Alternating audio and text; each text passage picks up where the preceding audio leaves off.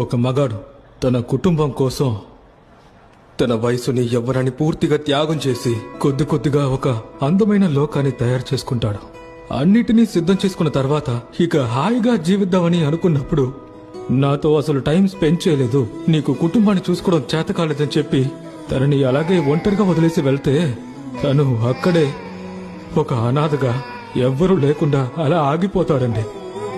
ఇక్కడ డివోర్స్ కోసం అప్లై చేసిన అమ్మాయిల్లో ఎంతమంది వాళ్ళ డబ్బులతో పెళ్లి చేసుకున్నారో అడగండి మ్యామ్. వాళ్ళకి నచ్చిన ప్రతి ఒక్క విషయాన్ని ఎంతో క్షుణ్ణంగా గమనించి చేసి ఈ రోజు వరకు వాళ్ళ తల్లిదండ్రులు అప్పుల్ని కడుతున్నారు.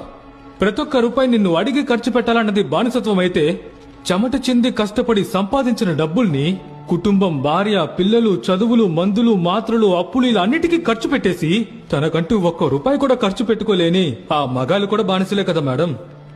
నువ్వు సంపాదించిన డబ్బుని నేను ఖర్చు పెట్టుకోలేకపోతున్నానన్న దానికన్నా నేను సంపాదించ